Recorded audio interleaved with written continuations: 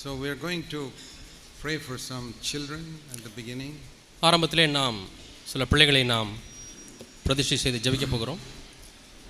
There is no law that we should dedicate children in the church. சபையிலே பிள்ளைகளை பிரதிஷ்டை செய்ய வேண்டும் என்கிற பிரமாணம் நமக்கு இல்லை. There are only two things that Jesus commanded as ordinances. One is baptism and the other is the Lord's table. இரண்டு காரியங்களை தான் தேவன் கட்டளையிட்டிருக்கிறார். ஒன்று ஞானஸ்நானம், இரண்டாவது கர்த்தருடைய பந்தி. But we read that Jesus also was dedicated to the Lord as a baby. ஆனால் இயேசுவும் குழந்தையாக இருந்த பொழுது தேவனுக்கென்று பிரதிஷ்டை செய்து அவருக்காக ஜெபித்தார்கள். It says in Luke 2 verse 22 they presented him to the Lord. லூக்கா 2ஆம் அதிகாரம் 22ஆம் வசனத்திலே தேவனுக்கென்று அவர்கள் அந்த குழந்தையை பிரதிஷ்டை பண்ணினார்கள். That was a commandment in the Old Testament. இது பழைய ஏற்பாட்டிலே இருக்கக்கூடிய ஒரு கட்டளை. That the first boy that is born, verse 23, must be given to the Lord. முதல் பிறக்கக்கூடிய ஆண் குழந்தை அது தேவனுக்கென்று ஒப்புக் கொடுக்கப்பட வேண்டும். 23. 23ஆம் வசனத்திலே நாம் வாசிக்கிறோம். In the law, the firstborn male shall be called holy to the Lord. முதற் பேரான எந்த ஆண் பிள்ளையும் கர்த்தருக்கு பரிசுத்தமானது என்பது எனப்படும். You know why? என்பது நியாயப்பிரமாணம். ஏன் தெரியுமா? Because in Egypt all the firstborn sons were killed. எகிப்து தேசத்திலே முதல் பிறந்த ஆண் குழந்தைகள் எல்லாம் கொல்லப்பட்டது. But the firstborn sons of Israelites were not killed because they put the blood on the door. அவர்கள் அந்த இரத்தத்தை நிலைக்காலிலே பூசினபடினாலே இஸ்ரவேல் குடும்பங்களிலே உள்ளதான முதற் பேரான இந்த ஆண் பிள்ளையும் கொல்லப்படவில்லை. So the Lord said, from now on ஆகவே ஆண்டவர் சொன்னார், all the firstborn sons belong to me. ஆகவே இப்பொழுதிலிருந்து முதற் பிறந்த ஆண் பிள்ளை எல்லாம் எனக்கு சொந்தம் என்று சொன்னார். So Jesus was Mary's firstborn, so she presented him. ஆகவே மரியாளுக்கு இயேசு முதற் பேரான ஆண் பிள்ளை. ஆகவே அந்த பிள்ளையை கர்த்தருக்கு ஒப்புக் கொடுத்தார்கள். She had 4 other sons, she didn't have to present them. மரியாளுக்கு இன்னும் 4 பிள்ளைகள் அதற்கு பிறகு பிறந்தார்கள். அவர்களை கர்த்தருக்கு ஒப்புக் கொடுக்கவில்லை. But in the New Testament, ஆனால் புதிய உடன்படிக்கையிலே all our children belong to the Lord. நம்முடைய எல்லா பிள்ளைகளும் கர்த்தருக்கு சொந்தம். Sons and daughters. ஆண் பிள்ளைகளாக இருந்தாலும் பெண் பிள்ளைகளாக இருந்தாலும்.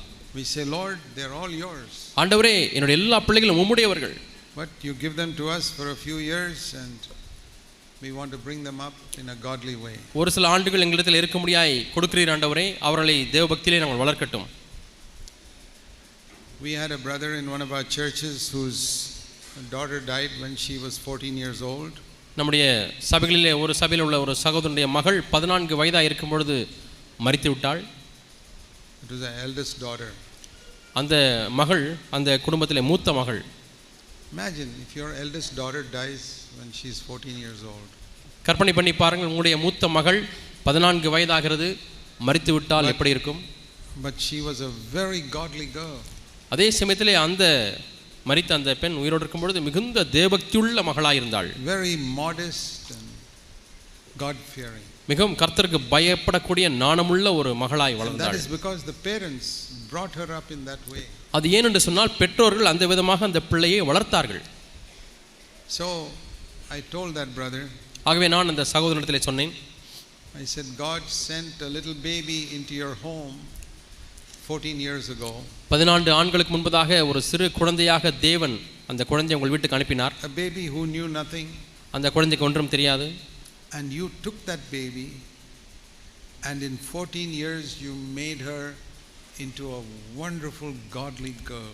நீங்கள் அந்த சிறு குழந்தையை எடுத்து 14 ஆண்டுகளிலே மிகவும் நேர்த்தியான ஒரு தேவ மகளாய் வளர்த்து விட்டீர்கள், ஆளாக்கினீர்கள். And you presented that girl back to God. அந்த குழந்தையை மீண்டுமாய் தேவனுக்கே நீங்கள் ஒப்புக் கொடுத்து விட்டீர்கள். What a wonderful work you did. நீங்கள் எவ்வளவு அற்புதமான ஒரு வேலையை செய்திருக்கிறீர்கள். God will say, well done. தேவன் நல்லது என்று சொல்லுவார். I gave you a little baby who knew nothing. ஒன்றுமறியாத ஒரு குழந்தையை நான் உனக்கு கொடுத்தேன். And in 14 years you trained her to be a really godly girl. 14 ஆண்டுகளிலே உண்மையான தேவபக்தியுள்ள ஒரு மகளாய் நீங்கள் வளர்த்திருக்கிறீர்கள். You and I also got babies that God gave us. உங்களுக்கும் எனக்கும் தேவன் பிள்ளையாய் சிறு குழந்தையாய் நமக்கு கொடுத்திருந்தார். What have you done with them? நாம் அந்த குழந்தையை வைத்து என்ன செய்திருக்கிறோம்? Have you trained them? அவர்களுக்கு பயிற்சி கொடுத்திருக்கிறோமா? Can you present them one day to God and say, here is what you gave me, Lord? ஒரு நாளிலே ஆண்டவரே எனக்கு கொடுத்த அந்த பிள்ளையை வளர்த்திருக்கிறேன் இதோ என்று நீங்கள் கர்த்தருக்கு ஒப்புக் கொடுப்பீர்களா? See Hebrews in chapter 2. எபிரேயர் 2ஆம் அதிகாரம். Hebrews chapter 2 எபிரேயர் 2ஆம் அதிகாரம்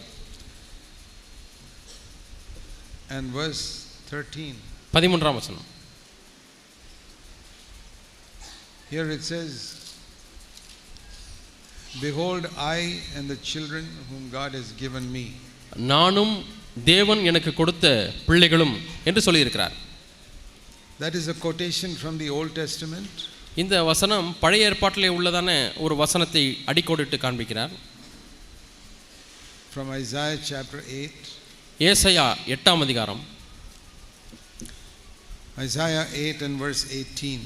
ஏசாயா 8ஆம் அதிகாரம் 18ஆம் வசனம். Isaiah says, ஏசாயா சொல்லுகிறார், behold, I and the children whom the Lord has given me இதோ நானும் கர்த்தர் எனக்கு கொடுத்த are பிள்ளைகளும் for signs and wonders in Mount Zion. சீயோன் பர்வதத்திலே அவர்கள் அடையாளங்களாகவும் அற்புதங்களாகவும் இருக்கிறோம். One day when you stand before God, ஒரு நாளிலே நீங்கள் தேவனுக்கு முன்பாக நிற்கும் பொழுது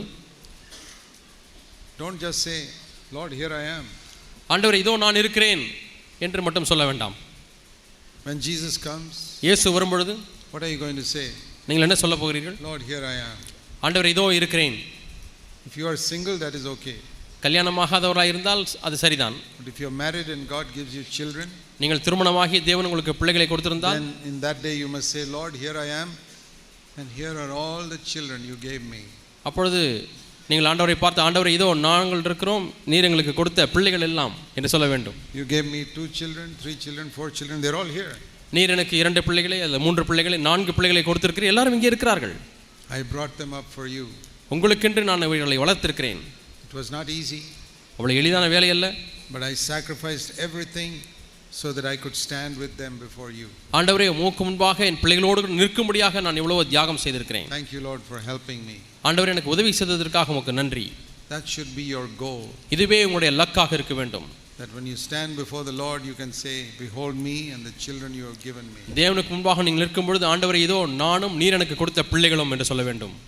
And that is why from earliest childhood we must teach them the fear of God. ஆகவே தான் நம்முடைய பிள்ளைகள் சிறு பிராயத்தில் இருக்கும் பொழுதே நாம் அவர்களுக்கு கர்த்தருக்கு பயப்படுகிற பயத்தை கற்றுக் கொடுக்க வேண்டும். We must teach them to obey their parents. அவருடைய பெற்றோருக்கு கீழ்ப்படியும்படியாக நாம் அவர்களுக்கு சொல்லிக் கொடுக்க வேண்டும். You must never tolerate 2 things.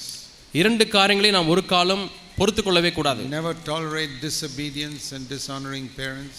கீழ்ப்படியாமையும் பெற்றோரை கனவீனமாய் நடத்துகிறதையும் பொறுத்துக் கொள்ளக்கூடாது. Secondly, you must never tolerate that telling lies. இரண்டாவது, அவர்கள் பொய் சொல்லுகிறதை ஒரு காலம் நாம் பொறுத்துக் கொள்ளக்கூடாது.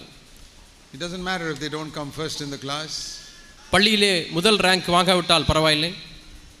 If they are God fearing, அவர்கள் தேவனுக்கு பயப்படுகிறவர்களாக இருந்தால், and they don't tell lies, பொய் சொல்லாதவர்களாக இருந்தால், and you sought to bring them up in the fear of God, கர்த்தருக்கு பயப்படுகிற பயத்திலே நீங்கள் வளர்ப்பதற்கு முயற்சி God செய்திருந்தால் will help you mightily. தேவன் உங்களுக்கு வல்லமையாக உதவி செய்வார்.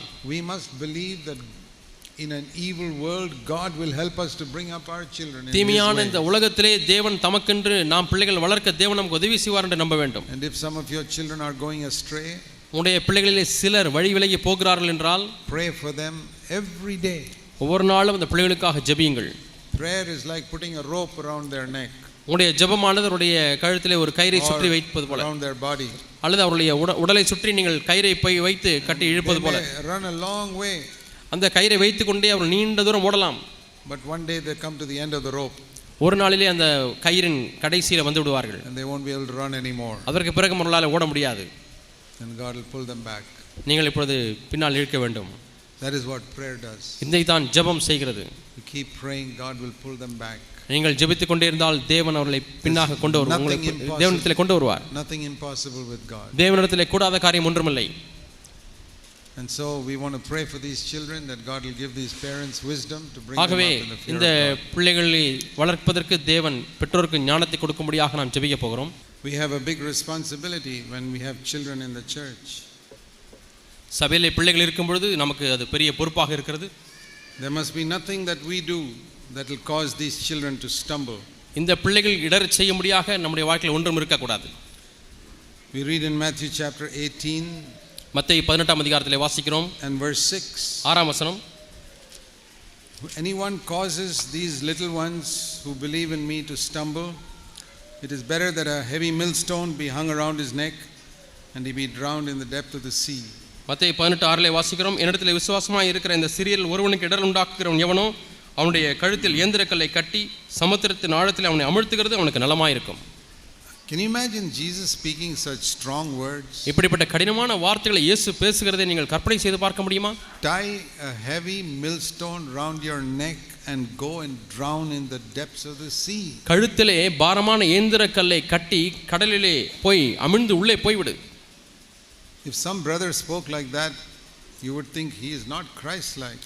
யாராவது ஒரு சகோதரன் இந்த வார்த்தைகளை பேசியிருந்தால் இவர் கிறிஸ்துவை போல இல்லை என்று சொல்லிவிடுவீர்கள். But this is Jesus himself saying it. ஆனால் இங்கே இயேசுவே இந்த வார்த்தைகளை சொல்லுகிறார். It is a very serious thing to do something that will lead these little children astray. இந்த சிறிய பிள்ளைகளை இடறச் செய்யும்படியாய் நாம் செய்யக்கூடிய எந்த ஒரு காரியம் அது சீரியஸான காரியம். Some bad habit that the children learn from their parents. பெற்றோரிடத்திலிருந்து சில கெட்ட பழக்கங்களை பிள்ளைகள் கற்றுக்கொள்வது. I know one young man who is a chain smoker, slave to smoking. ஒரு வாலிபன் எனக்கு தெரியும், அவன் தொடர்ந்து சிகரெட் பிடிக்கும் பழக்கம் வைத்துக் கொண்டிருந்தான். He is not converted. அவன் மனம் திரும்பவில்லை. I asked him, how did you start smoking? நீ எப்பொழுது இப்படி புகைப்பிடிக்க ஆரம்பித்தாய் என்று கேட்டேன். He says, when I was a small boy, நான் சின்ன பையனா இருக்கும் பொழுது my father used to send me to the shop to buy cigarettes for him. எனக்கு போய் சிகரெட் வாங்கி கொண்டு வா என்று அப்பா காசு கொடுத்து கடைக்கு அனுப்புவார். And without my father's knowledge, I started smoking. என்னுடைய அப்பாவுடைய அறிவுக்கு தெரியாமலேயே நான் புகைப்பிடிக்க ஆரம்பித்தேன். Okay, they are unconverted people, we can't say anything. அவர்கள் எல்லாரும் ரட்சிக்கப்படாதவர்கள், அவர்களை குறித்து நாம் ஒன்றும் சொல்லுவதற்கில்லை. There's something we can learn from there. ஆனால் அவர்களிடத்திலிருந்து ஒன்றை நாம் கற்றுக்கொள்ளலாம். Are your children learning some bad habits from you? உங்களிடத்திலிருந்து உங்கள் பிள்ளைகள் சில கெட்ட பழக்கங்களை கற்றுக்கொள்ளுகிறார்களா? Are your children learning to speak rudely because you speak rudely to your wife or your நீங்கள் husband? உங்களுடைய கணவனிடத்திலே அல்லது மனைவியிடத்திலே கண்ணிய குறைவாய் பேசுகிறதை பார்த்து உங்களுடைய பிள்ளையும் மரியாதை குறைவாய் பேச கற்றுக்கொள்கிறதா? I'll tell you something. ஒன்றை உங்களுக்கு சொல்கிறேன். It is better for children to learn smoking than to learn to speak rudely. கடினமாய் பேசுவதை கற்றுக்கொள்வதை பார்க்கலும் புகைப்பிடிக்க கற்றுக்கொள்வது நல்லது என்று சொல்லுவேன். A person who smokes will not go to hell. புகைப்பிடிக்கிறவன் நரகத்துக்கு போக மாட்டான். But if a person does not speak respectfully, there's a chance they'll go to hell. ஆனால் மரியாதை குறைவாய் பேசுகிற ஒரு மகன் அவன் நரகத்துக்கு போகக்கூடிய சாத்தியக்கூறு அதிகம். I'm not saying smoking is a good habit. ஆகவே புகைப்பிடிப்பது நல்ல பழக்கம் என்று நான் இங்கே சொல்லவில்லை, விளம்பரப்படுத்தவில்லை. Smoking destroys this body. புகைப்பிடிப்பது இந்த சரீரத்தை கெடுக்கிறது. But there are sins of the soul which are much worse. ஆனால் ஆத்மாவின் பாவம் அதை காட்டிலும் கொடியது. We look down on somebody who smokes or drinks. புகைப்பிடிக்கிறவனை குடிக்கிறவனை நாம் பார்த்து அற்பமாய் எண்ணுகிறோம். He is destroying his body. அவன் தன்னுடைய சரீரத்தை அழிக்கிறான். But the way we speak and the way we behave with people, we are destroying a person's soul. ஆனால் நாம் பேசுகிற விதமும் நாம் ஒருவரை நடத்துகிற விதமும் நம்முடைய ஆத்மாவை அழிக்கிறதா இருக்கிறது. So be very, very careful in your home that you don't lead your children astray. ஆகவே உங்களுடைய குடும்பத்திலே உங்களுடைய வாழ்க்கை முறையின் மூலமாக பிள்ளைகளை வழிவிலக செய்யாதபடிக்கு நீங்கள் கவனமுள்ளவராக இருக்க வேண்டும். I want to say to you parents that when you have a disagreement, don't disagree in the presence of your children. பெற்றோரே, உங்களுக்கு நான் சொல்லுகிறது என்னவென்றால், உங்கள் இருவருக்கும் கருத்து வேறுபாடு ஏற்படுமேயான் அதை பிள்ளைகள் மத்தியிலே நீங்கள் அதை தெரிவிக்க வேண்டாம். Please go somewhere else and express your disagreement. நீங்கள் வேற எங்கேயாவது தனியாக சென்று இருவரும் ஒருவருக்கொருவர் உள்ள கருத்தை பரிமாறிக்கொள்ளுங்கள். Don't let your children ever see you arguing and fighting with each other. நீங்கள் ஒருவரோடொருவர் வாக்குவாதம் பண்ணி சண்டை போடுவதை உங்கள் பிள்ளைகள் ஒரு காலம் பார்க்க வேண்டாம். If you do that, then it is better to put a millstone around your neck and drown in the sea. அப்படி செய்வீர்களானால் உங்கள் கழுத்தில் இயந்திரக்கல்லை கட்டிக்கொண்டு நீங்கள் கடலிலே போய் குதித்து விடுங்கள். It's a very serious thing. அது மிகவும் கொடிய ஒரு பாவம். So it's a very sacred responsibility to have children. ஆகவே பிள்ளைகளை வைத்திருப்பது என்பது ஒரு புனிதமான பொறுப்பு. At the same time, அதே நேரத்திலே if you bring them up properly, நீங்கள் அவர்களை ஒழுங்காக வளர்ப்பீர்களானால் they can be a greater blessing to the world than you could have been. நீங்கள் இருந்திருப்பதை காட்டிலும் அவர்கள் இந்த உலகத்திற்கு அதிக ஆசீர்வாதமானவர்களாக இருக்க முடியும். Think of this young man called Timothy. தீமோத்தேயு என்றதான இந்த இளம் வாலிபன் எண்ணி பாருங்கள். He was a young believer, maybe 18 or 19 years old. அவனுக்கு ஒருவேளை 18-19 வயதாய் இருக்கக்கூடிய ஒரு விசுவாசி. But he was already a disciple at that age. ஆனால் அந்த வயதிலேயே ஒரு சிஷ்யனாய் மாறிவிட்டார். See Acts 16 verse 1. அப்போஸ்தலர் நடபடிகள் 16ஆம் அதிகாரம் 1ஆம் வசனம். Acts of the Apostles chapter 16 verse 1. அப்போஸ்தலர் நடவடிக்கைகள் 16ஆம் அதிகாரம் 1ஆம் வசனம். Paul came to Derbe and Lystra. Pavul தெர்பைக்கும் லீஸ்திராவுக்கும் போனார். And there was a disciple there named Timothy. அங்கே தீமோத்தேயு என்னப்பட்ட ஒரு சீஷன் இருந்தான். The son of a Jewish woman, but his father was a Greek. அவன் விசுவாசமுள்ள ஒரு தாயினுடைய யூத ஸ்திரீயினுடைய மகன், அவருடைய தகப்பன் கிரேக்கன். He was a young man. இந்த தீமோத்தேயு ஒரு வாலிபன், maybe 18 19 years old. 18-19 வயதா இருந்திருக்கும். But he was a disciple. ஆனால் ஒரு சீஷன். How did he become a disciple? அவன் எப்படி ஒரு சீஷனாய் மாறினார்? Because his mother gave him faith. தீமோத்தேயுடைய தாய் இந்த தீமோத்தேயுக்கு விசுவாசத்தை கொடுத்தார்கள். Now it says here that Timothy's mother was a Jewish woman, but his father was Greek. இங்கே பார்க்கிறோம் தீமோத்தேயுடைய தாய் விசுவாசமுள்ள யூத ஸ்திரீ, தகப்பன் கிரேக்கன். And it was against the law of Moses for a Jewish person to marry a Greek. ஒரு யூத மனிதன், ஒரு யூத நபர் ஒரு கிரேக்க நபரை திருமணம் செய்வது என்பது பழைய உடன்படிக்கைக்கு விரோதமானது, பிரமாணத்துக்கு விரோதமானது. His mother must have disobeyed God in marrying a Greek. ஆகவே தீமோத்தேயுடைய தாய் தன்னுடைய திருமண விஷயத்திலே கிரேக்கரை கல்யாணம் பண்ணுவதிலே தேவனுக்கு கீழ்ப்படியாமல் போய்விட்டார். But this Timothy's mother, her mother was a God-fearing woman. ஆனால் தீமோத்தேயுடைய தாயும் கடவுளுக்கு பயப்படக்கூடிய, கர்த்தருக்கு பயப்படக்கூடிய ஒரு ஸ்திரீ. 2 Timothy chapter 1. 2 தீமோத்தேயு 1ஆம் அதிகாரம். 2 Timothy 1. 2 தீமோத்தேயு 2 தீமோத்தேயு 1ஆம் அதிகாரம். Paul tells Timothy, பவுல் தீமோத்தேயை பார்த்து சொல்கிறார், verse 5, 5ஆம் வசனம், I am mindful of the sincere faith which was in you, which was first dwelt in your grandmother Lois, and then in your mother Eunice. அந்த விசுவாசம் முந்தி உன் பாட்டியாகிய லோவிசாலுக்குள்ளும் உன் தாயாகிய ஐனிக்கேயாளுக்குள்ளும் நிலைத்திருந்தது என்று சொல்கிறார். So there was this God-fearing lady called Lois. ஆகவே லோவிசால் என்கிற கர்த்தருக்கு பயப்படக்கூடிய ஒரு பெண்மணி இருந்தார்கள். And she had a daughter called Eunice. அவர்களுக்கு ஐனிக்கியாள் என்றதான ஒரு மகள் இருந்தார்கள். And she gave her some faith. அந்த ஐனிக்கியாளுக்கு கொஞ்சம் விசுவாசத்தை கொடுத்தார்கள். As she grew up, அவர்கள் வளர்ந்தார்கள். she backslid, வளர்ந்து பின்வாங்கி போய் விட்டார்கள். and married one Greek man. பின்வாங்கி போய் ஒரு கிரேக்க மனிதனை திருமணம் செய்து கொண்டார்கள். He probably had no time for God but only business and making money. அந்த கிரேக்க மனிதனுக்கு தேவனுக்கென்று கொடுப்பதற்கு நேரமில்லை, அவர் முழுமையாய் தொழில் செய்து கொண்டிருந்திருக்கலாம். Then she got this little baby. அப்பொழுதுதான் இந்த சிறு குழந்தை பிறக்கிறது. Then I think she began to take her life seriously. அப்பொழுதுதான் தன்னுடைய வாழ்க்கையை மிகவும் கருத்தாய் எடுத்துக்கொண்டார்கள் என்று நம்புகிறேன். She must have said, Lord, I'm sorry that I went astray. Help me to at least bring up this child in a good way. அந்த தாய் சொல்லியிருந்திருப்பார், ஆண்டவரே நான் வழி விலகி போய்விட்டேன், அதற்காக நான் மனம் வருந்துகிறேன், இப்பொழுது குழந்தையாவது நன்றாக வளர்க்க எனக்கு கிருபை தாரும். The father had no interest in reading the Bible. தகப்பனுக்கு வேதத்தை வாசிப்பதிலே சற்றும் விருப்பம் இல்லை. Some of you are like that. Your husband has got no interest in spiritual things. உங்களிலே ஒரு சிலர் அப்படி இருக்கிறீர்கள், உங்களுடைய கணவருக்கு ஆவிக்குரிய காரியங்களில் விருப்பமே இல்லை. This Eunice was like that. இந்த ஐனிக்கியாள் அப்படிப்பட்டவளாக இருந்தார்கள். Timothy's father had no interest in spiritual things. தீமோத்தேயுடைய தகப்பனுக்கு ஆவிக்குரிய காரியங்களில் எந்த விருப்பமும் இல்லை. But this mother, ஆனால் இந்த தாய் all by herself, தானாகவே தன்னந்தனியாய் brought up this boy so well இந்த மகனை மிகவும் நேர்த்தியாக வளர்த்தார்கள். that by the time he was 19 years old, he was a disciple of Jesus Christ. 19 வயதா இருக்கும் பொழுது இயேசு கிறிஸ்துவின் சீஷனாய் மாறினார். And such a good disciple that Paul said, I want him on my team.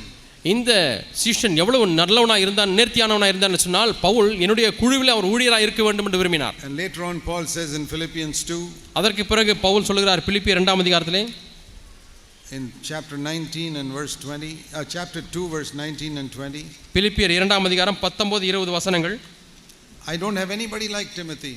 தீமோத்தேயை போல எனக்கு வேறு யாருமே இல்லை. Nobody else who will genuinely be concerned for your welfare. உங்களுடைய உண்மையாய் விசாரிக்கிறதற்கு என்னை போல மனதுள்ளவன் தீமோத்தேயை அன்றி வேறு ஒருவரும் என்னிடத்தில் இல்லை. All the others are seeking their own. மற்றவர்கள் எல்லாரும் தனக்கானவைகளை தேடுகிறார்கள். Timothy is seeking the things of Christ. தீமோத்தேயுவோ கிறிஸ்துவினுடைய காரியங்களை தேடுகிறார். And he became a mighty apostle.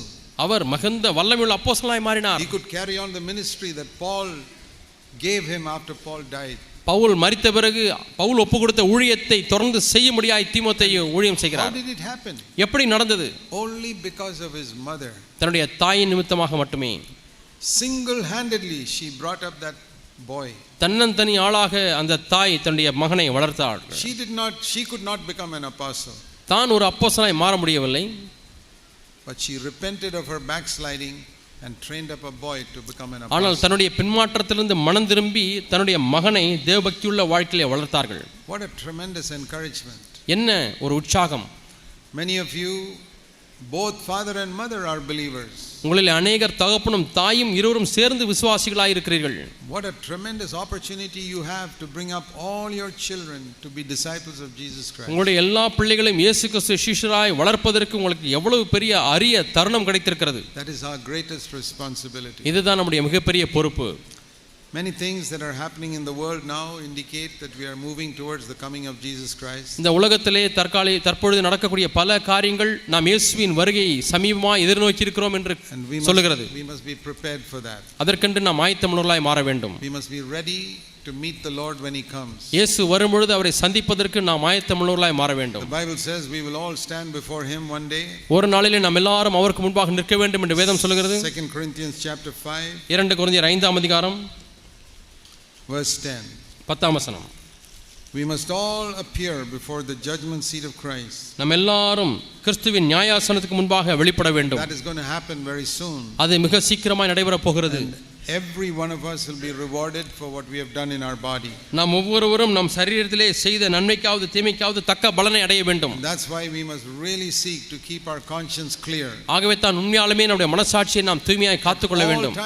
எல்லா நேரங்களிலேயும் our conscience clear. நம்முடைய மனசாட்சியை சுத்தமாய் காத்துக்கொள்ள வேண்டும்.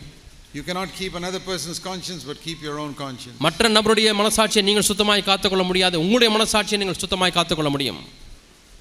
The Bible compares our life to like going in a ship.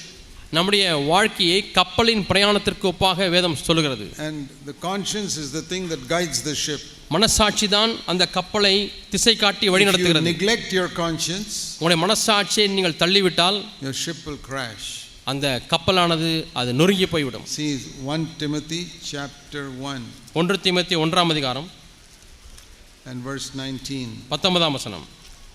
Keep faith and a good conscience which some have rejected and suffered shipwreck in regard to இந்த that faith. 1 தீமோத்தேயு 1ஆம் அதிகாரம் 19ஆம் வசனத்திலே வாசிக்கிறோம், இந்த நல்மனசாட்சியை சிலர் தள்ளிவிட்டு விசுவாசமாகிய கப்பலை சேதப்படுத்தினார்கள். The most important thing that we have to keep carefully to be ready for the coming of the Lord is our conscience. நாம் தேவனுடைய வருகைக்கு ஆயத்தமாக இருக்கும்படிக்கு நாம் ஒன்றை பாதுகாக்க வேண்டுமானால் அதுதான் நம்முடைய மனசாட்சி. That whatever your conscience tells you, you immediately obey it. உங்களுடைய மனசாட்சி என்னவெல்லாம் சொல்லுகிறதோ அதற்கு உடனடியாக நீங்கள் கீழ்ப்படிய வேண்டும். Ask God forgiveness. தேவனிடத்திலே மன்னிப்பை கேளுங்கள். Ask one another forgiveness. ஒருவரிடத்திலே ஒருவர் மன்னிப்பை கேளுங்கள். Keep your conscience clear. உங்களுடைய மனசாட்சியை தூய்மையாய் காத்துக்கொள்ளுங்கள். That is how we can be prepared for the coming of the Lord. எப்படித்தான் நாம் தேவனுடைய வருகைக்கு ஆயத்தமுள்ளவர்களாய் இருக்க முடியும். And the second thing is, இரண்டாவது காரியம், whenever you get an opportunity, humble yourself. எப்பொழுதெல்லாம் உங்களுக்கு ஒரு தருணம் கிடைக்கிறதோ அப்பொழுதெல்லாம் உங்களை தாழ்த்தி விடுங்கள். Never try to exalt yourself. ஒரு காலம் உங்களை நீங்களே உயர்த்த வேண்டாம். God gives his grace to the humble. தேவன் தாழ்மையுள்ளவர்களுக்கு கிருபை அளிக்கிறார். If you do these two things, இந்த இரண்டு காரியங்களை நீங்கள் செய்வீர்களாக, humble yourself and keep a good conscience, உங்களை நீங்களே தாழ்த்தி ஒரு நல்மனசாட்சியை காத்துக்கொண்டால், you can be a great blessing in your church. உங்களுடைய சபைக்கு நீங்கள் பெரிய ஆசீர்வாதமாய் இருப்பீர்கள். The Lord is building people together to be a body nowadays. இந்த நாட்களிலே தேவன் அவருடைய சரீரமான சபையை அங்கங்கே கட்டி கொண்டு வருகிறார். Many parts of Tamil Nadu. தமிழ்நாட்டிலே பல பகுதிகளிலே கட்டி கொண்டு வருகிறார். Building people into a fellowship. ஒரு ஐக்கியத்திலே தேவன் கட்டுகிறார். You must be a part of that fellowship. நாம் அந்த ஐக்கியத்திலே ஒரு பங்காக மாற வேண்டும். You must never do anything to destroy that fellowship. அந்த ஐக்கியத்தை உடைப்பதற்கு, அதை சேதம் விளைவிப்பதற்கு ஒன்றையும் நாம் செய்யக்கூடாது. You must do whatever you can to build that fellowship. அந்த ஐக்கியத்தை கட்டுவதற்கு உங்களால் என்ன முடியுமோ அதை செய்ய வேண்டும். That is to be like a light in your area for the Lord. நீங்கள் தேவனுக்கென்று உங்களுடைய பகுதியிலே ஒரு ஒளியாய் தீபமாய் இருக்க வேண்டும். Not just a light for people. மக்களுக்கு ஒரு ஜீவனாய் மட்டுமல்ல, God wants to show your family and your church to the devil. உங்களுடைய குடும்பத்தையும் உங்களுடைய சபையும் பிசாசுக்கு தேவன் காண்பிக்க விரும்புகிறார். See that church there, see that home there, how they are. இந்த சபையை நீ பார், இந்த குடும்பத்தை நீ பார், எப்படி இருக்கிறார்கள் பார்த்தாயா என்று பிசாசுக்கு சுட்டி காண்பிக்க வேண்டும். Do you know that the Lord wants to point you out to the devil? பிசாசுக்கு தேவன் உங்களை பற்றி சுட்டி காண்பிக்க விரும்புகிறார் என்று உங்களுக்கு தெரியுமா? See Ephesians chapter 3. எபேசியர் 3ஆம் அதிகாரம். Ephesians 3 and verse 10. எபேசியர் 3ஆம் அதிகாரம் 10ஆம் வசனம். It says here that the wisdom of God wants to show it to the rulers and authorities in the heavenly places. எபேசியர் 3:10 வாசிக்கிறோம், through the church. உன்னதங்களில் உள்ள துரைத்தனங்களுக்கும் அதிகாரங்களுக்கும் அவருடைய அனந்த ஞானமானது சபையின் மூலமாக தெரிவிக்க வேண்டும் என்று விரும்புகிறார். That means the church is to be a testimony to the devil. பிசாசுக்கு ஒரு சாட்சியாக சபை விளங்க வேண்டும். All the churches, CFC churches in Tamil Nadu, தமிழ்நாட்டில் இருக்கக்கூடிய எல்லா CFC சபைகளும் God wants each of them to be a testimony to the devil. பிசாசுக்கு ஒரு சாட்சியாக இருக்க வேண்டும் என்று தேவன் விரும்புகிறார். See these people, how they love one another. இங்கே பார்த்தாயா இந்த மக்கள் எப்படி ஒருவரை ஒருவர் நேசிக்கிறார்கள். They are not very clever or rich, இவர்கள் பணக்காரர்களோ அறிவாளிகளோ அல்ல, but they love one another. ஆனால் அவர்கள் ஒருவரை நேசிக்கிறார்கள். They seek to fellowship together. அவர்கள் ஒன்றாக ஐக்கியத்தை நாடுகிறார்கள். Oh, the Lord says, see that home. அந்த குடும்பத்தை பார்த்தாயா, They are not very rich. அவர்கள் மிகுந்த பணக்காரர்கள் அல்ல, See how they seek to be a testimony for me. ஆனால் எனக்கென்று ஒரு சாட்சியாக இருக்கும்படியா எப்படி வாழுகிறார்கள் பார்த்தாயா. Please think of this, my brothers and sisters. என் சகோதர சகோதரிகளை இவளை எண்ணி பாருங்கள். The Lord is trying to show us to Satan. தேவன் சாத்தானுக்கு நம்மை காண்பிக்கும்படியாக This is விரும்புகிறார். not true in the Old Testament. பழைய ஏற்பாட்டில் அவர்களால் முடியவில்லை.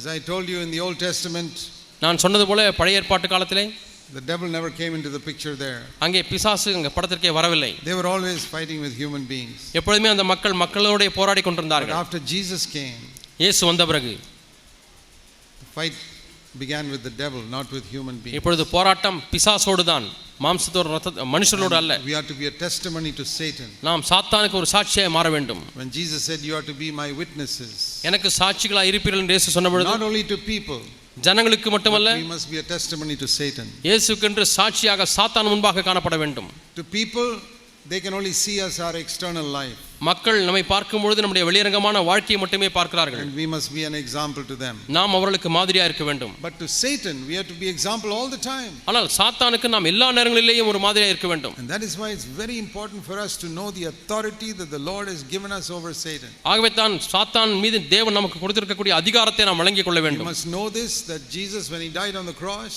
இயேசு சிலுவையிலே மரிக்கும் பொழுது he not only took away your sins, உங்களுடைய பாவத்தை அவர் எடுத்து போட்டது மட்டுமல்ல, please listen to this, தயவு செய்து கவனித்து கேளுங்கள், he destroyed the power that Satan can have over you உங்கள் மீது சாத்தானுக்கு இருக்கக்கூடிய வல்லமையை அவர் முறித்து போட்டார் on the cross. சிலுவையிலே.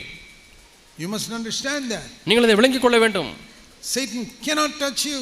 சாத்தான் உங்களை தொட முடியாது. He cannot touch your family. உங்களுடைய குடும்பத்தை தொட முடியாது. His power was taken away on the cross. சிலுவையிலே அவருடைய வல்லமையானது நீக்கப்பட்டு விட்டது. So I want you to see that in scripture.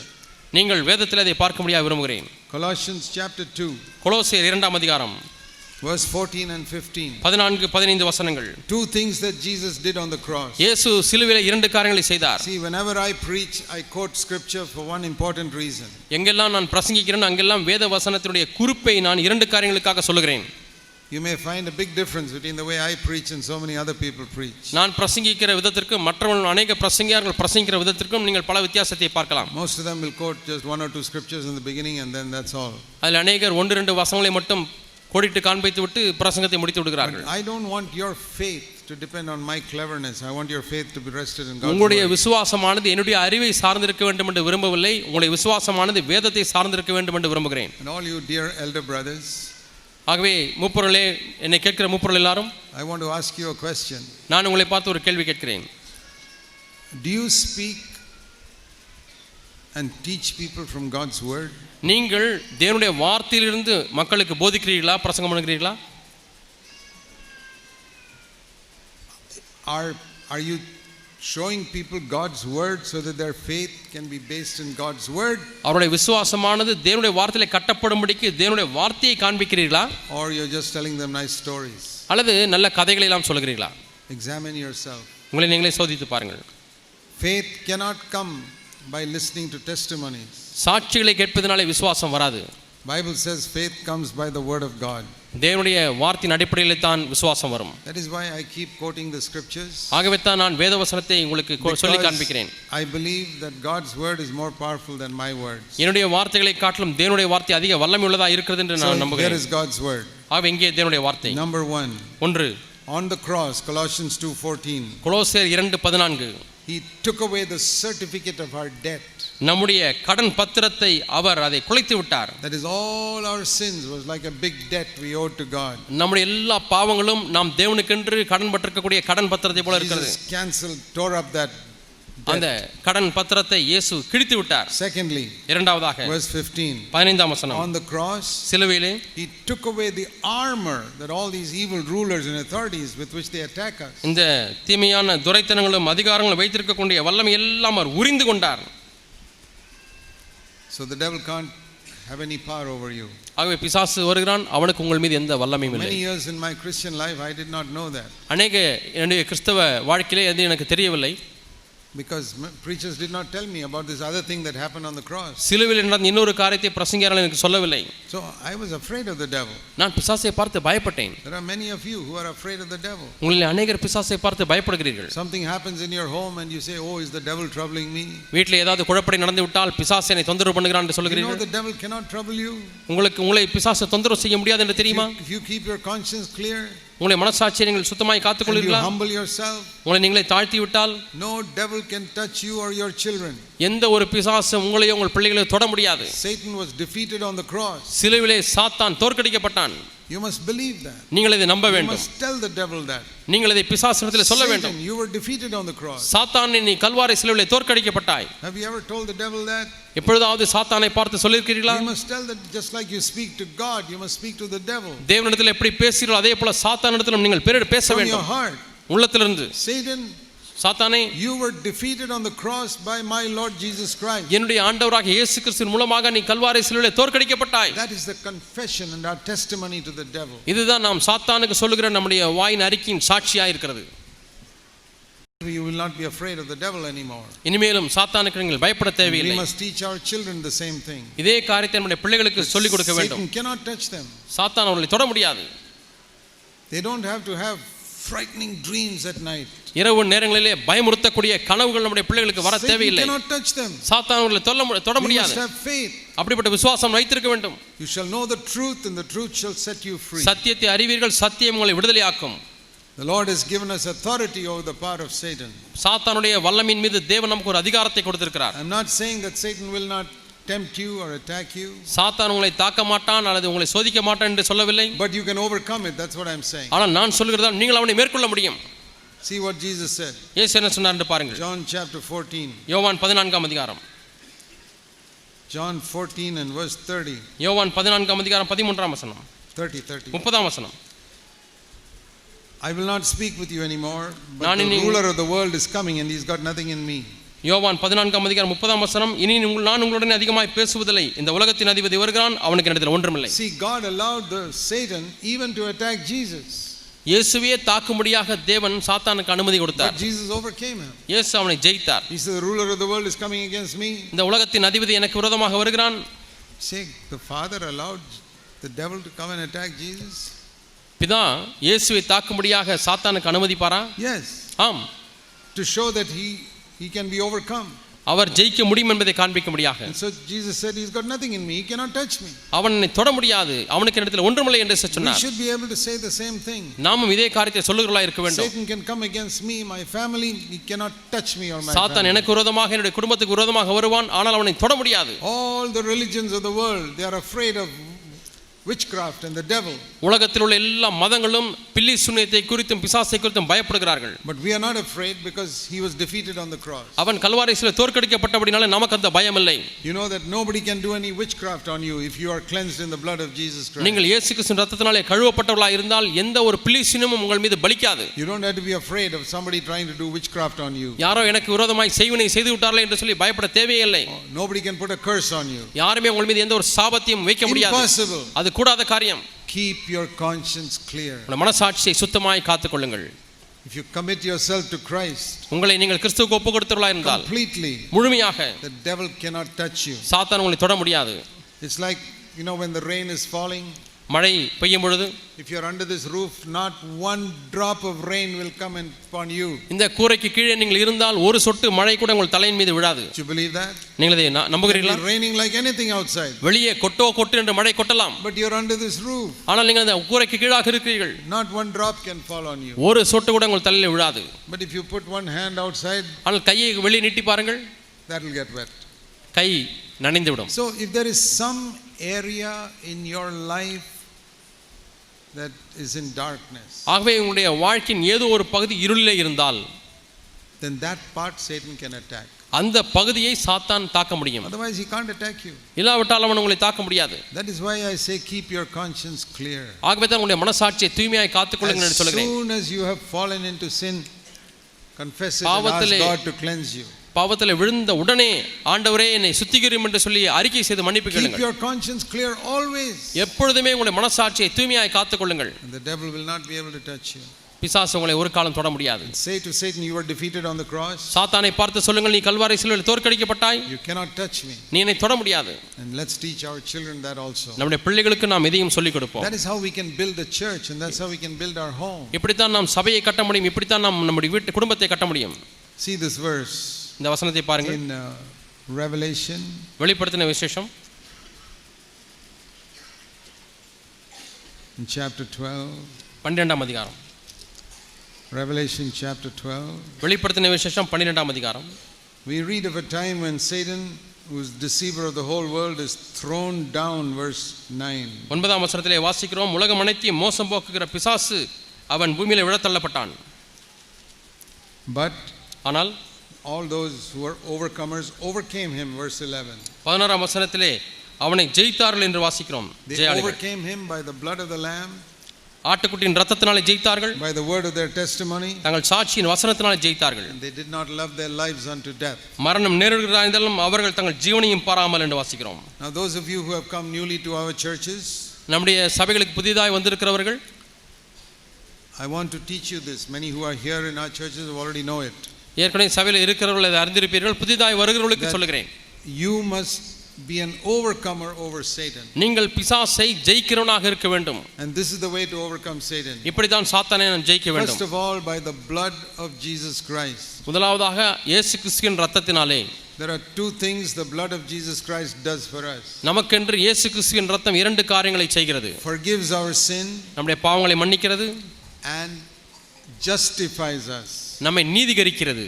Now you need to understand the difference between being forgiven and being justified. மன்னிக்கப்படுவதற்கும் நீதிமானாக்கப்படுவதற்கும் உள்ள வித்தியாசத்தை நீங்கள் அறிந்து கொள்ள வேண்டும். I want to explain it simply to you so that you understand what the blood of Jesus Christ has done for us. இயேசு கிறிஸ்து நம்முடைய இரத்தம் நமக்கென்று என்ன செய்திருக்கிறது என்பதை நீங்கள் விளங்கிக் கொள்ளும்படியாக எளிய விதத்திலே உங்களுக்கு சொல்ல விரும்புகிறேன். When we sin, நாம் பாவம் செய்வோமா? we have a big debt to God. நாம் பாவம் செய்யும் பொழுது தேவனுக்கென்று ஒரு பெரிய கடன் படுகிறோம். Imagine if you owed somebody 10 crores of rupees. 10 கோடி ரூபாய் நீங்கள் ஒரு இடத்திலே கடன் பட்டு விட்டீர்கள் என்று எண்ணிக்கொள்வோம். And you are wondering when will you ever be able to pay it. எப்பொழுதுதான் இந்த கடனிலிருந்து வெளியே வருவேன் என்று சொல்லி ஆச்சரியப்படுகிறீர்கள். That is how sin is. இப்படித்தான் பாவம் இருக்கிறது. 10 crores I owe to God. 10 கோடி ரூபாய் நான் தேவனிடத்திலே கடன் பட்டிருக்கிறேன். And the Lord says, I forgive it all. ஆண்டவர் சொல்கிறார், அவைகள் எல்லாவற்றையும் நான் மன்னித்து விடுகிறேன். Isn't that wonderful?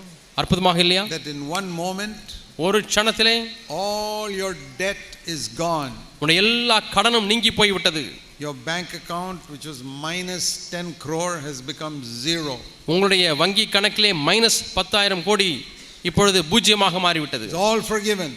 எல்லாம் மன்னிக்கப்பட்டு விட்டது. That itself should make you very happy. இதுவே உங்களை அதிக சந்தோஷம் உள்ளவர்களாய் மாற்ற வேண்டும். That is called forgiveness. இதுதான் மன்னிப்பு. Through the blood of Jesus Christ. இயேசுவின் இரத்தத்தின் மூலமாக. But then it says in Romans 5:9, we are justified by his blood. ரோமர் 5:9 வாசிக்கிறோம், அவருடைய இரத்தத்தினாலே நாம் நீதிமான்களாக்கப்பட்டிருக்கிறோம். I'll tell you what that means. அது என்ன என்று உங்களுக்கு சொல்கிறேன். That means not only God clears your debt, உங்களுடைய கடனை அவர் நீக்குவது மட்டுமல்ல, now he puts 10 crores into your account. இப்பொழுது 10 கோடி ரூபாயை உங்களுடைய கணக்கிலே போட்டு விடுகிறார். Oh, what type of blessing that is. எவ்வளவு பெரிய ஆசீர்வாதம் அது. Yesterday I had 10 crores debt. நேற்றைக்கு 10 கோடி ரூபாய் கடன் இருந்தது. Today I am not only forgiven, இன்றைக்கு நான் மன்னிக்கப்பட்டது மட்டுமல்ல, but I have got 10 crores in my account. இப்பொழுது என்னுடைய வங்கி கணக்கிலே 10 கோடி ரூபாய் வந்து விட்டது. That should make us so excited. எவ்வளவு நம்மை பரவசப்படுத்த வேண்டும் இது. That is an illustration of what Jesus does for us. இயேசு நமக்காக எதை செய்கிறார் என்பதனுடைய விளக்கம். I have so many sins. எவ்வளவோ பாவங்கள். The blood of Jesus cleanses me. இயேசு கிறிஸ்துவின் இரத்தம் என்னை சுத்திகரிக்கிறது. It is all gone, zero. எல்லாம் முடிந்து விட்டது, இப்பொழுது பூஜ்ஜியம். And now he puts something into my account. இப்பொழுது என்னுடைய கணக்கிலே அவர் ஒன்றை போடுகிறார். What is that? அது என்ன? The righteousness of Jesus Christ. இயேசு கிறிஸ்துவினுடைய நீதி. That is like putting 10 crores into my bank account. அதனுடைய வங்கி கணக்கிலே 10 கோடி ரூபாய் போடுவது போல. There's no reason for you to be unhappy then. நீங்கள் சந்தோஷமில்லாதவராக இருப்பதற்கு காரணமே இருக்கக்கூடாது, இல்லை. Why is it so many believers are so long faced and unhappy? ஏன் அநேக விசுவாசிகள் நீண்ட முகத்தை வைத்துக்கொண்டு எப்பொழுதும் முன்னே இருக்கிறார்கள்? Because they don't believe their sin is all, debt is all cancelled. ஏனென்றால் அவருடைய பாவம், அவங்க கடன் எல்லாம் நீக்கப்பட்டு விட்டது, பாவங்கள் எல்லாம் சுத்திகரிக்கப்பட்டது என்பதிலே விசுவாசம் இல்லை. Let me ask you. நான் ஒன்றை கேட்கிறேன். Supposing you had a great debt. பெரிய கடனில் இருக்கிறீர்கள் என்று வைத்துக்கொள்வோம். And one day it's all forgiven. ஒரு நாளில் அதெல்லாம் மன்னிக்கப்பட்டு விட்டது. And somebody put 10 crores into your bank account. யாரோ ஒருவருடைய வங்கி கணக்கில் 10 கோடி ரூபாய் போடுகிறார்கள். How will your face look? உங்களுடைய முகம் எப்படி இருக்கும்? You go with a long face. என்று கொண்டே நீங்கள் போயிடலா, நீண்ட முகத்தை வைத்துக்கொண்டு So happy. சந்தோஷமா இருப்பீர்கள். It is even one more wonderful than that to have the righteousness of Christ. அதை காட்டிலும் அதிக வெளியேறப்பட்டது தான் இயேசு கிறிஸ்துவின் நீதியை நாம் பெற்றுக்கொள்வது. I want to tell you, my dear brothers and sisters. நறுமையான சகோதரர்களே, நான் சகோதரிகளே உங்களுக்கு சொல்லுகிறேன். I want to encourage you to be a really happy Christian. உண்மையான சந்தோஷமுள்ள ஒரு கிறிஸ்தவனா இருக்க முடியாது உங்களை உற்சாகப்படுத்துகிறேன். Everybody in our church must be happy. நம்முடைய சபையில் இருக்கக்கூடிய ஒவ்வொருவரும் சந்தோஷமுள்ளவர்களாய் மகிழ்ச்சியுள்ளவர்களாய் இருக்க வேண்டும். Sins are forgiven. நம்முடைய பாவங்கள் எல்லாம் மன்னிக்கப்பட்டது. We are justified by his blood. அவருடைய இரத்தத்தினால் நீதிமான்களாக்கப்பட்டிருக்கிறோம். The devil has been defeated. பிசாசு தோற்கடிக்கப்பட்டான். We are on the victory side. நாம் ஜெயத்தின் பக்கம் இருக்கிறோம். We must be happy all the time. நாம் எல்லா நேரத்திலும் சந்தோஷமா இருக்க வேண்டும். We may have some trials and difficulties. சில உபத்திரங்களும் கஷ்டங்களும் இருக்கலாம். But the Bible says, tell the Lord about that. அதை குறித்து தேவனிடத்தில் சொல்லுங்கள் என்று வேதம் சொல்லுகிறது. And praise the Lord that your sin is forgiven. உங்களுடைய பாவங்கள் மன்னிக்கப்பட்டபடினாலே கர்த்தருக்கு நன்றி செலுத்துங்கள். And give your testimony to the devil, my sins are all forgiven. உங்களுடைய பாவங்கள் எல்லாம் மன்னிக்கப்பட்டு விட்டது என்ற சாட்சியை பிசாசுக்கு சொல்லுங்கள். Revelation 12:11. வெளிப்படுத்தின விசேஷம் 12:11. The blood of the lamb. ஆட்டுக்குட்டியானுடைய இரத்தம். That's what I told you just now. இப்பொழுது நான் அதைத்தான் சொன்னேன். Forgiven, மன்னிக்கப்படுதல், and then justified. நீதிமானாக்கப்படுதல். Secondly, இரண்டாவதாக it says give your testimony to the devil. உங்களுடைய சாட்சியின் வசனத்தை சாத்தானுக்கு சொல்லுங்கள். The word of your testimony. உங்களுடைய சாட்சியின் வசனம். Testimony to Satan. சாத்தானுக்கு சொல்லக்கூடிய சாட்சி. Satan, சாத்தானே, I have been forgiven. நான் மன்னிக்கப்பட்டு விட்டேன். You can't touch me. நீ என்னை தொட முடியாது. You were defeated on the cross. நீ சிலுவையிலே தோற்கடிக்கப்பட்டாய். You must tell the devil that. நீங்கள் பிசாசினிடத்தில் இதை சொல்ல வேண்டும். There are many believers who never once told the devil you were defeated on the cross. நீ கல்வாரி சிலுவையிலே தோற்கடிக்கப்பட்டாய் என்று ஒரு முறை கூட சாத்தானிடத்தில் சொல்லாத விசுவாசிகள் அநேகர் இருக்கிறார்கள். Whenever I lead a sinner to faith in Jesus Christ, எப்பொழுதெல்லாம் ஒரு பாவியை இயேசுவினிடத்தில் வழி நடத்துகிறேனோ, I ask the person to accept Christ. அந்த நபரை இயேசு கிறிஸ்துவை ஏற்றுக்கொள்ள முடியாது சொல்லுகிறேன். I say, now you've spoken to God, your sins are forgiven. இப்பொழுது நீ தேவனிடத்தில் பேசிவிட்டாய், உன்னுடைய பாவங்கள் மன்னிக்கப்பட்டு விட்டது. Now I want you to speak to the devil. இப்பொழுது நீ பிசாசோடு கூட பேச முடியாது நான் விரும்புகிறேன். Tell the devil, பிசாசை பார்த்து, Satan, சாத்தானே, I don't belong to you. நான் உனக்கு சொந்தமானவன் அல்ல. I belong to Jesus Christ. நான் இயேசு கிறிஸ்துவுக்கு சொந்தமானவன். He is my Lord. அவரே என்னுடைய ஆண்டவர். And he defeated you on the cross. அவர் உன்னை சிலுவையிலே தோற்கடித்தார். You cannot touch me. நீ என்னை தொட You முடியாது. cannot touch my family. என்னுடைய குடும்பத்தை தொட முடியாது. You cannot give my children any dirty dreams. என்னுடைய பிள்ளைகளுக்கு கெட்ட கனவுகளை கொடுக்க முடியாது. You cannot give my children fearful dreams at night. இரவிலே பயங்கரமான கொடூரமான கனவுகளை என்னுடைய பிள்ளைகளுக்கு கொடுக்க முடியாது. You cannot come into my house. என்னுடைய குடும்பத்துக்குள்ள நீ வர முடியாது. I resist you in Jesus name. இயேசுவின் நாமத்தினாலே உன்னை எதிர்க்கிறேன். You must say that to the devil. நீங்கள் அதை பிசாசினிடத்தில் சொல்ல See வேண்டும். James chapter 4. யாக்கோபு 4ஆம் அதிகாரம். James 4 and verse 7.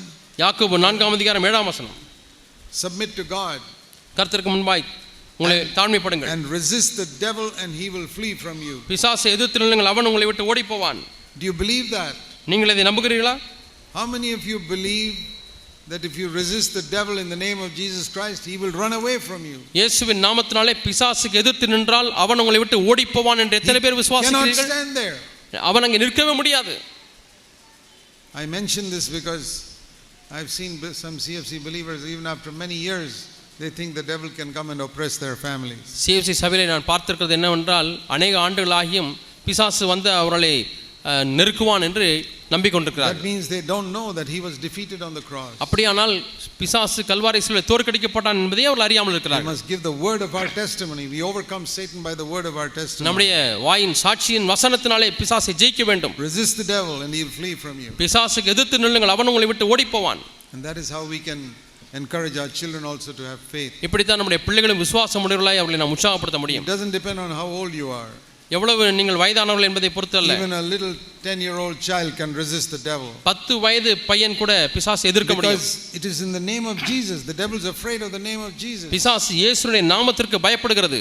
Do you know the mighty power there is in the name of Jesus Christ? இயேசு கிறிஸ்துவின் நாமத்திலே எவ்வளவு வல்லமை இருக்கிறது என்று உங்களுக்கு தெரியுமா? We can use that name in all types of situations. எல்லா விதமான சூழ்நிலைகளிலேயும் இந்த நாமத்தை நீங்கள் பயன்படுத்த முடியும். If our conscience is clear, நம்முடைய மனசாட்சி சுத்தமுள்ளதா இருந்தால் we can use the name of Jesus in all types of situations. எல்லா விதமான சூழ்நிலைகளிலேயும் இயேசுவின் நாமத்தை நாம் பயன்படுத்த முடியும். In prayer to God, தேவனிடத்திலே ஜெபிக்கும் பொழுது, to resist the devil, பிசாசை எதிர்க்கும் பொழுதும் he will flee from you. அவன் உங்களை விட்டு ஓடி போவான்.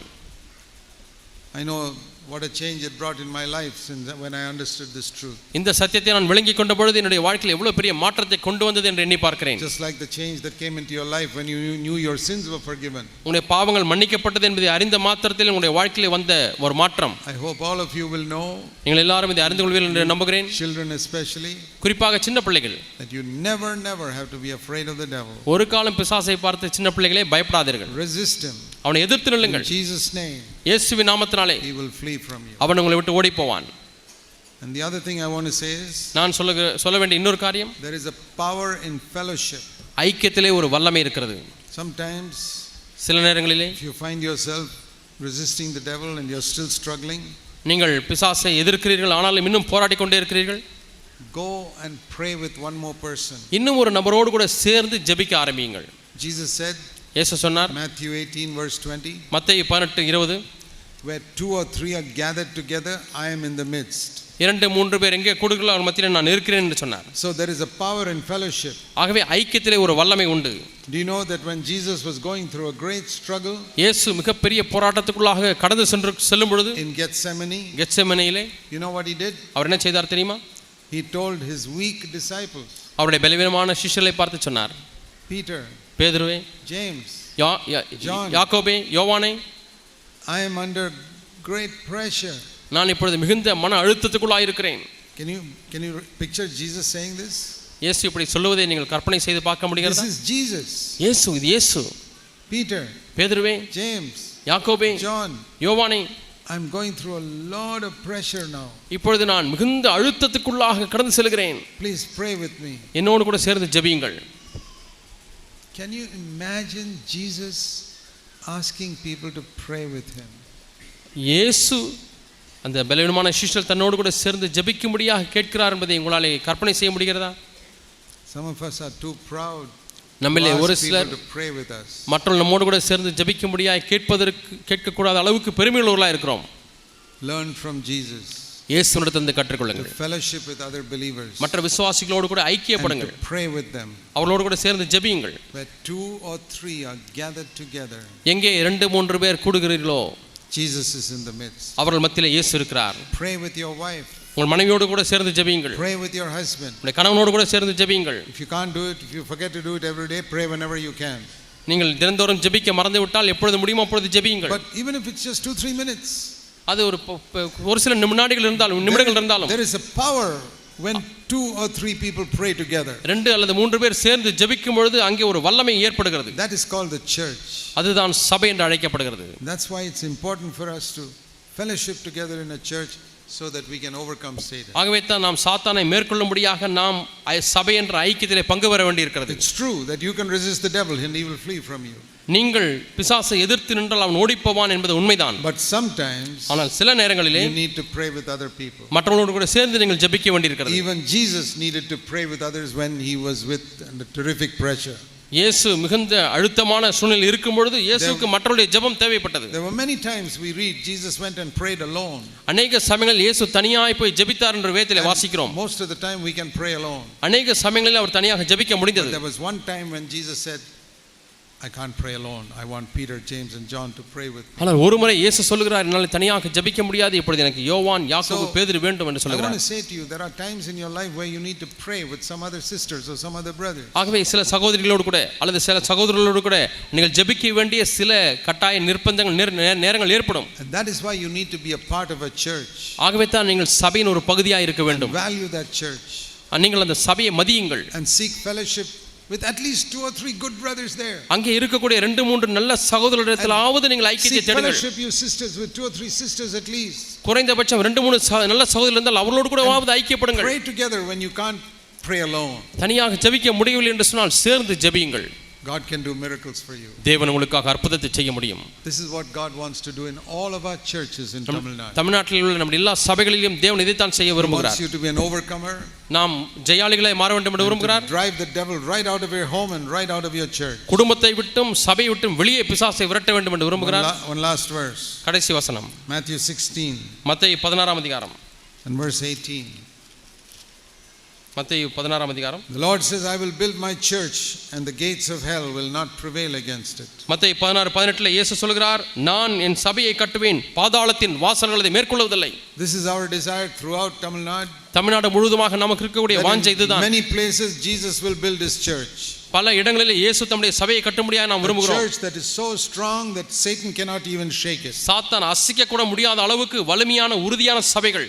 And that's why I want to encourage you to seek fellowship with at least 2 or 3 people in your church. ஆகவே தான் குறைந்தபட்சம் 2-3 பேராவது நீங்க பேரோடையாவது நீங்கள் ஐக்கியத்தை தேடுங்கள். Don't look for big crowds. பெரிய கூட்டம் வேண்டும் என்று எதிர்பார்க்க வேண்டாம். Why don't you sometimes gather 2 or 3 people in your home or in somebody's home and say, let's spend a little time in prayer. ஏன் உங்கள் வீட்லயோ அல்லது வேறு யாரோ ஒருவருடைய வீட்லயோ நாம் 2-3 பேராய் சேர்ந்து நாம் ஜெபிப்போம் என்று நீங்கள் கூடக்கூடாது. Even 5-10 minutes. 5 அல்லது 10 நிமிஷம் 15 நிமிஷம் போதும். I'm not saying every day or every week, but ஒவ்வொரு நாளும் ஒவ்வொரு வாரம் என்று சொல்லவில்லை. seek to build fellowship with 1 or 2 people. ஒருவரோடு ஐக்கியத்தை கட்டும்படிக்கு நாடுங்கள். And many of your problems can be solved. உங்களுடைய பிரச்சனைகளில் அநேக பிரச்சனைகள் தீர்க்கப்பட முடியும். Because when 2-3 people come like that, இப்படி 2-3 பேர் வரும்பொழுது Jesus is in the midst. இயேசு அவர் மத்தியிலே இருக்கிறார். Many times some of us have had problems. அநேக சமயங்களிலே நம்மளே ஒரு சிலரிடத்தில் பிரச்சனை ஏற்படுகிறது. Problems with our family. நம்முடைய குடும்பங்களிலே பிரச்சனை ஏற்படுகிறது. Problems with our children. நம்முடைய பிள்ளைகளிடத்திலே பிரச்சனை. And we have tried to handle it all alone. தன்னந்தனியாக அவைகளை எல்லாம் நான் சமாளித்து விடுவேன் என்று சொல்லி முயற்சித்திருக்கிறோம். We don't have to handle it alone. தனியாக அதை நீங்கள் கையாள தேவையில்லை. Seek the fellowship of 2 or 3 brothers or 2 or 3 sisters and pray with them. 2-3 சகோதரர்கள் அல்லது 2-3 சகோதரர்களோடு கூட சேர்ந்து நீங்கள் அவர்களோடு சேர்ந்து ஜெபியுங்கள். And you'll see an answer to your prayer. உங்களுடைய ஜெபத்திற்கு பதிலை நீங்கள் பார்ப்பீர்கள். Let's do that in the days to come. வரக்கூடிய நாட்களில் அப்படி செய்யுங்கள். So that throughout this state of Tamil Nadu, the name of Jesus can be glorified through our churches. Tamil Nadu முழுவதுமாக நம்முடைய சபைகள் மூலமாக தேவனுடைய நாமம் மகிமைப்படும். Let's pray. நாம் ஜெபிப்போம். Let's bow our heads before God. தேவனுக்கு முன்பாக நம்முடைய தலைகளை வணங்குவோம். So there are some very practical things that you have heard in these days. இந்த நாட்களிலே நீங்கள் சில நடைமுறைக்கொத்த காரியங்களை கேட்டிருக்கிறீர்கள்.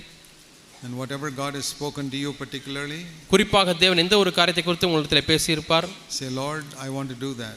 ஆண்டவரே இதை நான் செய்ய விரும்புகிறேன் என்று சொல்லுங்கள். Don't let the devil take away from your mind what you heard in these days. இந்த நாளிலே நீங்கள் கேட்ட காரியங்களை உங்கள் மனதிலிருந்து எடுத்து விடாதபடிக்கு சாத்தானுக்கு அனுமதி கொடுக்க வேண்டாம். I want to do something practically about this in the days to come. ஆண்டவரே வரக்கூடிய நாட்களிலே நடைமுறையிலே இந்த காரியங்களை நான் செய்ய போகிறேன் என்று சொல்லுங்கள். I want Satan to be defeated. சாத்தான் தோற்கடிக்கப்பட வேண்டும் என்று விரும்புகிறேன். என்னுடைய வாழ்க்கையிலும் சரி, in my home, என்னுடைய குடும்பத்திலும் சரி, and in my church. என்னுடைய சபையிலும் சரி. Teach me, Lord, to forgive everyone. ஆண்டவரே எல்லாரையும் மன்னிப்பதற்கு எனக்கு உதவி செய்யும். Teach me to keep my conscience clear at all times. எல்லா நேரங்களிலும் என்னுடைய மனசாட்சியை தூய்மையாய் காத்துக்கொள்வேன். And Lord, lead me to 1 or 2 people with whom I can pray. ஆண்டவரே நான் ஜெபிக்கக்கூடிய 2 அல்லது 3 பேரிடத்தில் என்னை வழிநடத்தும் ஆண்டவரே. Even if it's only 5 or 10 minutes. 5 அல்லது 10 நிமிடங்களா இருந்தாலும் சரி. Just like Jesus prayed along with Peter, James and John. இயேசு பேதுரு, யோவான், யாக்கோபோடு கூட சேர்ல. Lord, help me. ஆண்டவரே எனக்கு உதவி செய்யும். Forgive me that I have not cared for this in the past. ஆண்டவரே கடந்த நாட்களில் இதை குறித்து நான் கவலையீனமாய் இருந்தேன், அதை மன்னியும் ஆண்டவரே. Many of your problems can be solved that way. உங்களுடைய அநேக பிரச்சனைகள் இதன் மூலமாய் தீர்க்கப்படும். Pray with your wife. மனைவியோடு கூட சேர்ந்து ஜெபியுங்கள். Pray with your husband. கணவனோடு கூட சேர்ந்து ஜெபியுங்கள். Those are the first people you should pray with.